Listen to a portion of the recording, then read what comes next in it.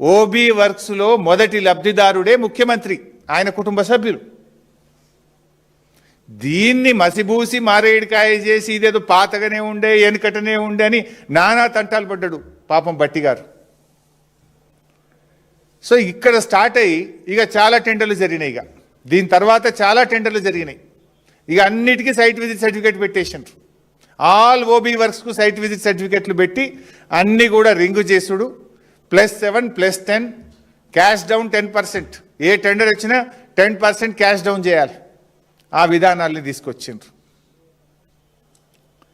So ఆ తర్వాత జరిగిన ఇప్పుడు 2025 మేలో మొదటి టెండర్ ఏదైతే శోధా కన్స్ట్రక్షన్కి వచ్చిందో దాని తర్వాత జరిగిన అన్ని టెండర్లను కూడా ఈయననే రింగ్ మాస్టర్, ఈయననే అందరినీ కలిపి ఆ టెండర్ ఎవరికి ఏది దక్కాలో, ఎవరికి సైట్ విజిట్ సర్టిఫికేట్ ఇవ్వాలంటే వాళ్ళకే ఇవ్వాలి, మిగతా వాళ్ళకి ఇవ్వద్దు.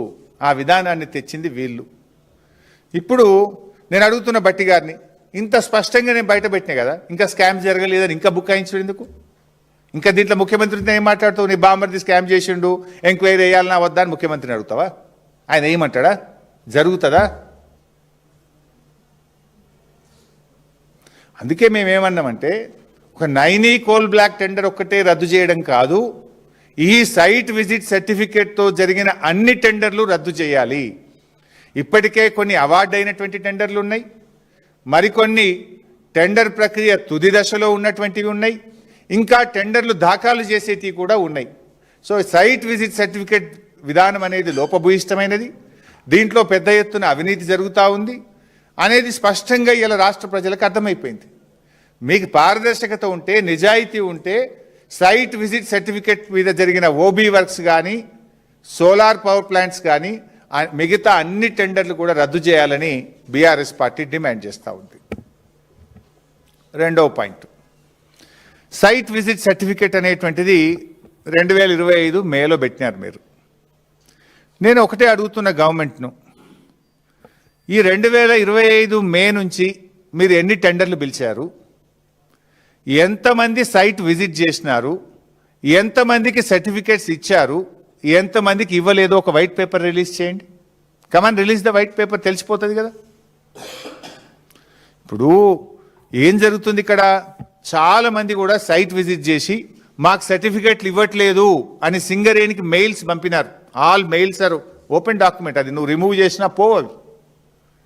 సింగరేణికి మెయిల్స్ పంపినారు, ఫోటోలు కూడా జత చేసినారు, అయినా వారికి సర్టిఫికేట్లు దక్కలే.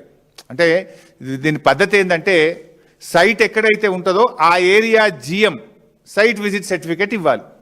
ఆ జిఎం ఆఫీస్కు పోతే ఆ జిఎం గారు సైట్ విజిట్ సర్టిఫికేట్లు ఇవ్వడు.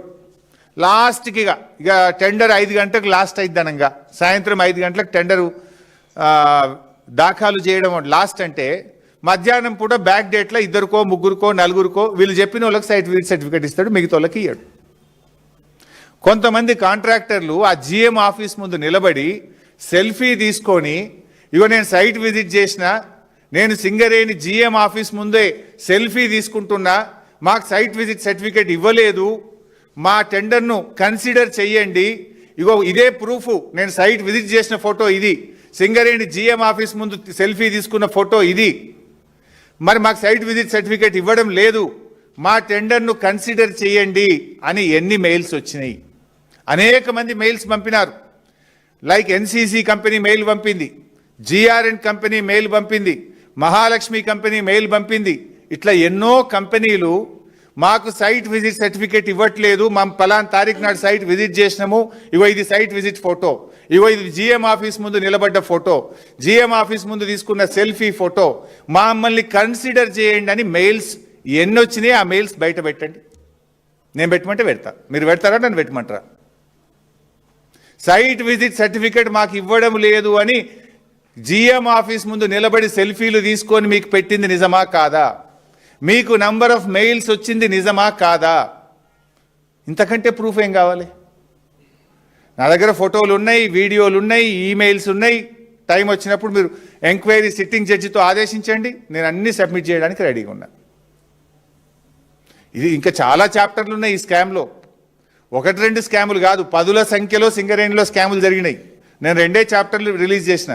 First OB scam, second solar scam, రెండే రిలీజ్ చేసినా ఇంకా చాలా ఉన్నాయి. సీరియల్గా వదలాల్సి వస్తుందేమో. ఈమెయిల్స్ ఉన్నాయి, ఫోటోలు ఉన్నాయి, వీడియోలు ఉన్నాయి. ఏ హోటల్లో ఈ కింగ్ పిన్ ఏ హోటల్లో మీటింగ్ పెట్టిండు, హోటల్లో కూర్చున్న కాంట్రాక్టర్లు, ది రింగ్ మాస్టర్, ముఖ్యమంత్రి గారి బంధువు కూడా కూర్చున్న ఫోటోలు కూడా నా దగ్గర ఉన్నాయి. టైం వచ్చినప్పుడు రిలీజ్ చేస్తా.